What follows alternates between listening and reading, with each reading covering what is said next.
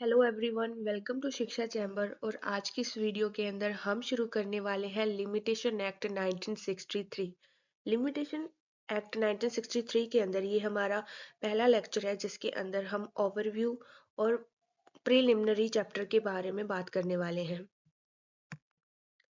सबसे पहले किसी भी एक्ट को जब हम पढ़ते हैं तो हमें उसकी मीनिंग को समझना बहुत ज़रूरी होता है। जैसे कि लिमिटेशन एक्ट 1963। अब लिमिटेशन का मतलब क्या है? लिमिटेशन का मतलब होता है किसी चीज़ के ऊपर कुछ रिस्ट्रिक्शंस इम्पोज कर देना। और इसी क्वेश्चन के साथ हम अपना पहला लेक्चर शुरू करने वाले हैं कि व्हाट इज लिमिटेशन एक्ट 1963। तो इसका आंसर है कि it prescribe certain period after the expiry of which the suit and other proceedings can not be maintain. Limitation act क्या है? वो एक टाइम पीरियड प्रिस्क्राइब करता है जिसकी एक्सपायर होने के बाद ना तो कोई सूट ना कोई अदर प्रोसीडिंग्स क्या है कोर्ट एंटरटेन करेगी। और लिमिटेशन एक्ट 1963 को लेकर आने का मेन पर्पस, ऑब्जेक्ट या फिर एम क्या है? तो ये पहला ये कि ये दो मैक्सिम्स के ऊपर बेस्ड है। फर्स्ट क्या है? इंटरेस्ट रिपब्लिकाe ut sit finis latium। इसका मतलब है कि it should be the interest of the state that there should be end of litigation and to ensure justice. इसका मतलब है कि अगर कोई लिमिटेशन पीरियड नहीं होगा तो क्या है कि सूट पेंडिंग पड़े रहेंगे। कोई भी आएगा कभी भी 4 साल 5 साल 10 साल 15 साल के बाद आकर अपना सूट इंस्टीट्यूट करेगा। इससे क्या होगा कि जस्टिस डिले हो जाएगा। तो इस चीज को, जस्टिस डिले ना हो, इस चीज को खत्म करने के लिए बनाया गया है लिमिटेशन एक्ट 1963। ये है इसका पहला पर्पस जो बेस्ड करता है इंटरेस्ट रिपब्लिकाe ut sed finis latium के ऊपर। और दूसरे ऑब्जेक्ट की अगर हम बात करें तो दूसरी मैक्सिम क्या है? विजिलेंटिबस नॉन डोरमेंटिबस जुरा सबविनिटा। इसका मतलब है कि जो लॉ है वो सिर्फ हेल्प करता है एक्टिव पर्सन्स की, ना कि स्लीपी।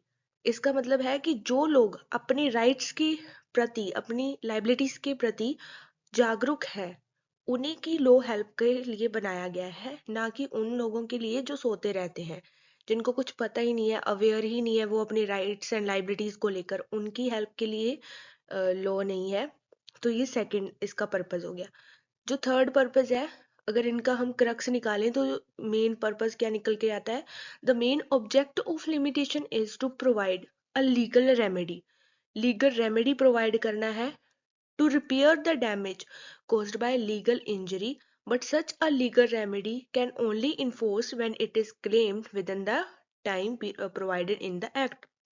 द मेन ऑब्जेक्ट क्या है लिमिटेशन का? वो लीगल रेमेडी प्रोवाइड करवाता है रिपेयर करने के लिए जो उसको लीगल इंजरी हुई है, किसी व्यक्ति को लीगल इंजरी हुई है। लेकिन वो लीगल रेमेडी के लिए इन्होंने एक कंडीशन रख दी कि उसको क्लेम करने का कैसे होगी वो, जो लिमिटेशन पीरियड एक्ट के अंदर प्रोवाइड किया गया है टाइम पीरियड, उसके अकॉर्डिंग। अब थर्ड स्लाइड के और बढ़ते हुए हम देखते हैं हिस्ट्री या फिर बैकग्राउंड क्या रहा था। तो सबसे पहले अगर हम बात करें 1859 की, तो 1859 के अंदर क्या है, कोई लिमिटेशन से पहले, सॉरी 1859 से पहले कोई भी लिमिटेशन के लिए, लिमिटेशन पीरियड के लिए कोई प्रिस्क्राइब्ड लिमिटेशन एक्ट बनाया ही नहीं गया था। तो 1859 के अंदर इसकी नीड हुई तो बनाया गया लिमिटेशन एक्ट 1859, जो कि सारे कोर्ट्स के ऊपर एप्लीकेबल था। लेकिन 1859 वाले जो लिमिटेशन एक्ट था वो रिपील हो गया था 1871 के अंदर, कुछ लूपहोल्स की वजह से। फिर 1871 वाला भी रिपील्ड कर दिया गया 1877 वाले एक्ट की वजह से, क्योंकि कुछ लूपहोल्स थे।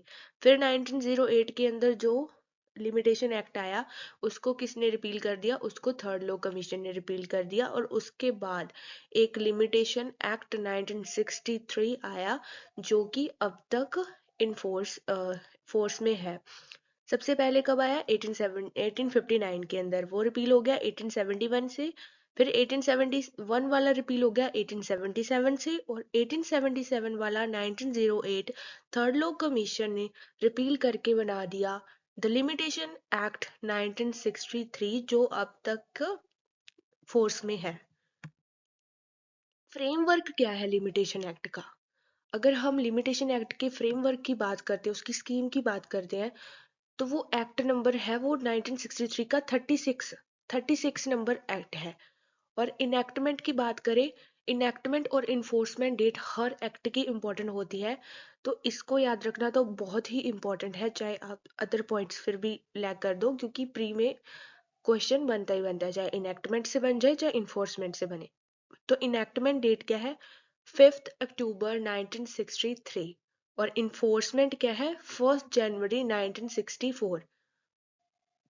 और टोटल नंबर ऑफ चैप्टर्स इसके अंदर 5 है। सेक्शंस टोटल इसके अंदर 32 है। आर्टिकल्स इसके अंदर 137 है। और जो मिनिमम टाइम पीरियड है इसके अंदर बताया गया है वो है 10 डेज का, और जो मैक्सिमम टाइम पीरियड है वो है 30 ईयर्स का। Minimum time period only 10 days और मैक्सिमम टाइम पीरियड 30 ईयर्स। उसके बाद हम बात करते हैं एप्लीकेबिलिटी की, कि ये एप्लीकेबल कहाँ कहाँ होता है। तो पहली बात, ये एप्लीकेबल होता है होल ऑफ इंडिया के अंदर, as amendment by the Jammu and Kashmir recognisation act 2019 ने इसको जम्मू एंड कश्मीर के ऊपर भी एप्लीकेबल बना दिया। उसके बाद हम बात करते हैं नॉन एप्लीकेबिलिटी की, कि ये कहाँ अप्लाई नहीं करता है। तो इसकी एक्ट के अंदर ही कुछ एक्सेप्शंस दे रखी हैं, जैसे कि सेक्शन 10 बोलता है suit against trustee and his representative. वहां पे क्या है, लिमिटेशन एक्ट एप्लीकेबल नहीं है। लेकिन जो सेक्शन 10 की ही एक्सेप्शन दे रखी है, applicable to the property Hindu Muslim Buddhist religious और चैरिटेबल पर्पसेस, वहाँ ये एप्लीकेबल होता है। इसको हम आगे जब हमारे लेक्चर्स होंगे तो उनमें हम ब्रीफ में करेंगे। यहाँ सिर्फ हमने एक पॉइंट को एज इट मेंशन कर दिया है कि ये कहाँ कहाँ एप्लीकेबल नहीं होता। सूट सेक्शन 10 बोलता है suit against trustee and his representative, वहाँ एप्लीकेबल नहीं होता। लेकिन इसकी एक्सेप्शन है कि जो प्रॉपर्टी है हिंदू मुस्लिम बुद्धिस्ट रिलीजियस और चैरिटेबल पर्पसेस के लिए, वहाँ ये एप्लीकेबल होता है। और सेक्शन 11 लिमिटेशन एक्ट का ही है, जो बात करता है कॉन्ट्रैक्ट आउटसाइड इंडिया, वहां पे ये एप्लीकेबल नहीं करता। कुछ कंडीशंस है वो हम बाद में जाके पढ़ेंगे। और सेक्शन 29 सेविंग्स, तो ये 3 नॉन एप्लीकेबिलिटी के अंदर हमें 3 सेक्शन पढ़ने हैं। Section 10 suit against trustee and his representative, section 11 contract outside India, और सेक्शन 29 सेविंग्स। कुछ एडिशनल पॉइंट्स की हम बात कर लेते हैं। तो जो लिमिटेशन एक्ट है वो पार्ट है कॉन्करेंट लिस्ट का, जो कि थर्ड है, और एंट्री नंबर क्या है इसका? 13। It is a part of contract list third, entry number इसका 13 है। और अगर हम अदर पॉइंट्स की बात करें, उसके अंदर एक और पॉइंट है कि it is a procedural law. बहुत कंफ्यूजन होती है कि ये सब्सटैंटिव लॉ है या procedure. It is a procedural law as per the ASK Krishnappa Chettiar and others versus SBV Somaiya 1964 supreme court के केस के अंदर हेल्ड हुआ था कि it is a procedural law. ठीक है। और जो थर्ड पॉइंट है वो है no limitation period prescribed for writ petition. जो रिट पिटीशंस होती हैं उनके लिए कोई भी लिमिटेशन पीरियड प्रिस्क्राइब्ड नहीं किया गया है। अब एडिशनल पॉइंट्स के अंदर ही एक और पॉइंट है लेक्स फोराई। लेक्स फोराई का मतलब होता है लॉ ऑफ फॉर्म्स। तो इसका इन जनरल अगर हम देखें तो क्या मीनिंग बनता है? The law of the country is in which jurisdiction action is brought, और to the law of jurisdiction where a case is being heard. ये लेक्स फॉर होता है कि लॉ ऑफ जुरिस्डिक्शन है कि कहाँ केस को हियर्ड किया जाएगा। Basically applicable to civil matters.